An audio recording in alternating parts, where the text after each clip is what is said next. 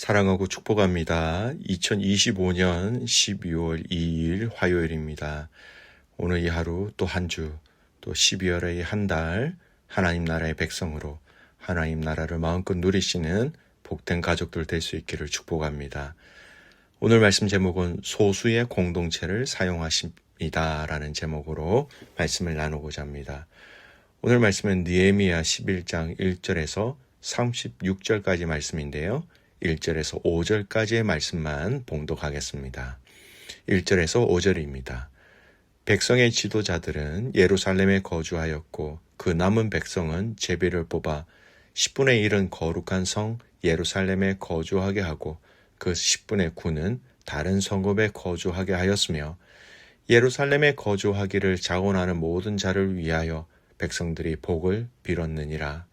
이스라엘과 제사장들과 레위 사람들과 느디님 사람들과 솔로몬의 신하들의 자손은 유다 여러 성읍에서 각각 자기 성읍에 자기 기업에 거주하였느니라. 예루살렘에 거주한 그 지방의 지도자들은 이러하니 예루살렘에 거주하는 자는 유다 자손과 베냐민 자손 몇 명이라. 유다 자손 중에는 베레스의 자손 아다야니니 그는 우시아의 아들이요 스가랴의 손자요 아라마의 증손이요 스바다의 현손이요 마할랄렐의 오대손이며 또 마아세아니 그는 바룩의 아들이요 고로세의 손자요 하사야의 증손이요 아다야의 현손이요 요야립의 오대손이요 스가랴의 육대손이요 실로 사람의 7대손이라. 아멘. 오늘 말씀 제목은 소수의 공동체를 사용하십니다 라는 제목입니다. 오늘 읽은 느헤미야 11장 1절에서 36절까지의 말씀은요. 예루살렘 성읍을 다시 사람으로 채우는 과정과 각 지파 가문의 정착 분포도를 이야기하고 있습니다. 근데 오늘 이 본문의 내용을 잘 이해하기 위해서 그 당시 성벽이 재건되어진 예루살렘의 그때의 상태를 잘 파악해야 됩니다. 성경의 역사와 또 고고학적 자료를 종합해보면 그 시대의 예루살렘은 방어는 가능하게 되었지만 도시 자체는 매우 황폐하고 인구가 극히 적은 반쯤 비어있는 도시였습니다. 느헤미야 7장 4절에 보면 그런 내용이 이미 나와 있습니다. 성은 넓고 크나 그 중에 사는 사람은 적고 가옥은 성이 나지 못하였음이라. 성벽은 완성되었지만 도시 내부는 거의 폐허된 집들이 많았고 아주 복구되지 않은 상태. 바벨론 침공 이후에 약 140여 년 동안 방치되었던 것이고 무너진 집, 폐허가 된 곳, 농사를 지을 수 없는 돌무더기 등이 많이 남아 있었다라는 겁니다. 외형적으로는 성벽이지만 내부는 여전히 황폐한 도시였다. 그러다 보니 그곳에 사는 인구는 당연히 적었지요. 느헤미야가 돌아와 성벽을 세워도 도시 안에서 살겠다는 사람이 거의 없었습니다. 여러분, 예루살렘의 그 성에서 산다는 것은요, 경제적인 불편, 안전의 문제, 농사를 지을 수 있는 땅 부족 때문에 사람들이 모두 다 꺼려했다라는 겁니다. 도시는 넓으나 채워야 할 공동체 기능이 부족했다라는 것이죠. 예루살렘은 도시 구조상 행정 중심지, 종교 중심지, 군사 중심지 역할을 해야 했지만 당시의 상황은 집도 없고 사람도 부족하고 행정 조직은 기초밖에 없는 경제적 기반도 약한 상태였습니다. 그래서 우리가 읽었던 말씀을 보면 군사 방어 체계를 재조직하고 성문 관리자를 배치하고 창고와 물자 관리, 성전 봉사자의 재배치가 필수적이었습니다. 이렇게 세워졌지만 아직 탄탄한 구조는 아니었다. 잘 돌아가고 있는 구조는 아니었다라는 겁니다. 특히 경제적 구조가 취약했습니다. 예루살렘 안에는 농경지를 확보하기 어려웠습니다. 성 안에 사는 사람들은 먹을 것을 스스로 생산해야 했기 때문에 어려웠다라는 겁니다. 주거 제공 공사와 생업 병행으로 경제적인 부담이 컸다라는 것. 그래서 예루살렘에 사는 것은 희생과 헌신을 요구하는 일이었습니다. 겉으로는 세워졌으나 속은 텅 빈 도시, 완성된 새 도시가 아니라 재건을 시작해야 할 빈 도시였다라는 겁니다. 성벽은 회복되었으나 내부는 아직 황폐했고 사람은 적었고 경제는 약했고 성전과 행정체계도 안정되지 않은 그 상황. 성벽 재건은 시작일 뿐 예루살렘 생활 공동체 재건이 본격적으로 시작되기 위한 토대였다라는 겁니다. 그런 상황에서 오늘 말씀은 이 문제를 앞서서 해결하기 위하여서 먼저 이 일에 앞장서는 사람들을 그 땅에서 뽑아 살기 시작했다라는 것이지요. 오늘 본문 1, 2절 다시 한번 읽어드립니다.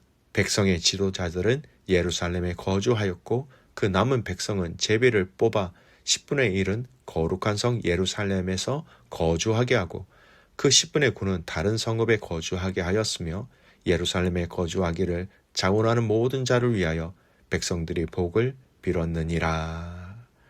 그 땅에서 누군가 먼저 가서 살아야 이 모든 문제를 해결할 수 있는 기회를 가질 수 있죠. 먼저 이 땅에 사는 사람들이라는 것은 그만한 헌신과 수고와 아픔과 불편함을 먼저 감당해야 한다라는 대가 지불이 필요한 것이었습니다. 조금 전에 읽었던 1, 2절 말씀에 아주 중요한 핵심들이 다 들어가 있습니다.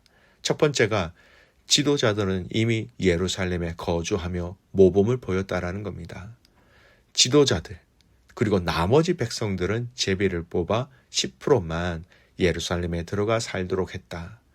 거룩한 성이기에 더 많은 사람이 필요한데 생업 안전, 정착 문제 때문에 자원자가 많지 않았다라는 겁니다.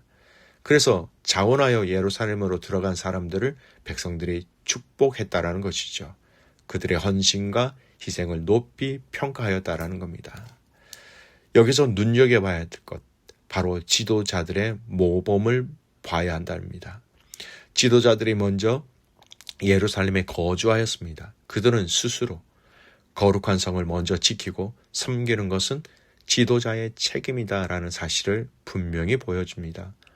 여러분, 공동체의 영적 회복은 언제나 리더가 먼저 행함으로 그 모든 것들이 진행되어졌다라는 것입니다.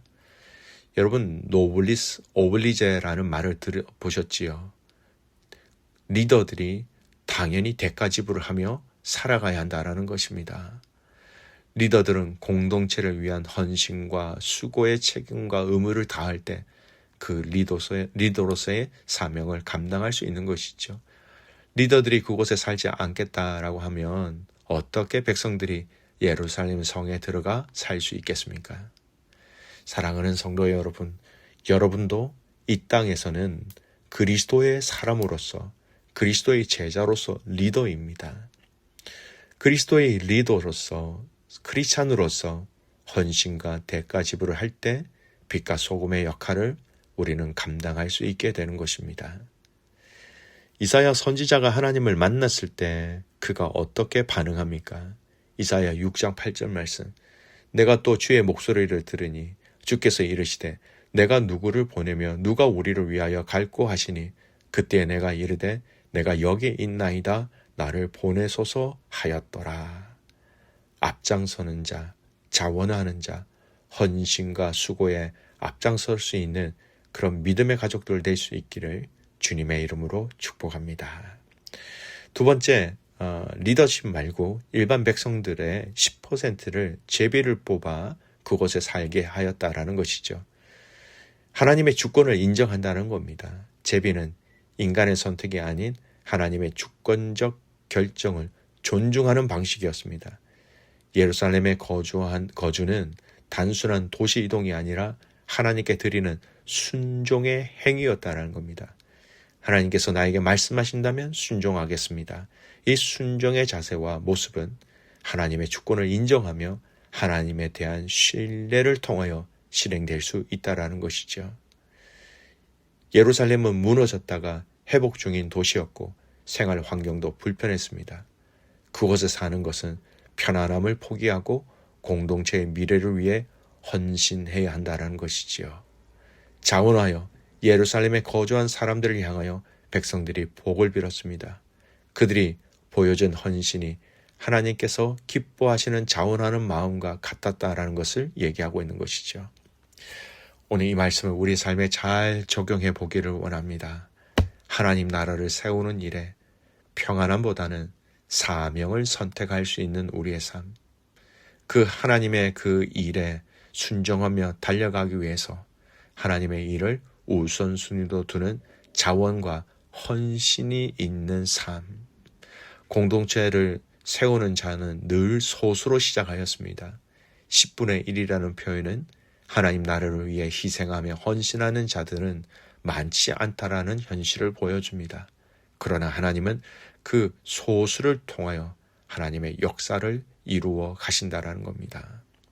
사랑하는 믿음의 가족 여러분, 여러분이 그 소수가 될 수 있기를 축복합니다. 그 소수가 때로는 짊어져야 할 짐과 또 헌신과 불편함과 눈물과 헌신이 있지만 하나님은 그들을 통하여 하나님 나라의 아름다움을 이 땅에 드러내시고 하나님의 영광을 드러내게 되는 것입니다. 사랑하는 믿음의 가족 여러분, 그 소수가 되어서 예루살렘 성에서 그들이 자원하며 하나님 나라를 세우기 위해서 힘썼던 것처럼 오늘 저와 여러분의 삶 속에서도 이런 헌신, 이런 자원, 이런 하나님을 향한 간절한 마음이 우리 삶 속에 드러날 수 있는, 또 드러내는 그런 삶 될 수 있기를 주님의 이름으로 축복합니다. 아멘. 기도하겠습니다. 살아계신 하나님 아버지, 감사와 찬송과 영광을 올려드립니다. 하나님, 소수를 통하여 하나님은 성벽이 세워진 이 예루살렘 성을 더 온전하게 회복시키시기를 원하셨다라는 것. 리더들이 이 일에 솔선수범하였고 자원하는 자, 또 제비 뽑힌 자들이 온전히 순종하며 이 일에 반응하였습니다. 오늘 믿음의 성도들이 하나님 나라를 위하여 달려가는 이 신앙의 여정 가운데 우리도 순종하게 하시고, 우리도 감사하게 하시고, 우리도 자원하게 하시고, 우리도 본을 보이는 삶 되게 하여 주시옵소서. 살아계신 하나님 아버지, 선교사님을 위하여 기도드리는 날입니다. 우리 방아치아 선교사님, 제니 선생님, 또 백부장님, 그리고 저희들이 기도로 준비하고 있는 에버리진 선교와 라오스 선교 가운데 하나님 기름 부어 주셔서 하나님의 역사가 그곳 가운데, 하나님의 영광이 그곳 가운데 드러나게 하여 주시옵소서. 그렇게 하실 주님을 신뢰하며 살아서 역사하시는 예수 그리스도의 이름으로 감사하며 기도드리옵나이다.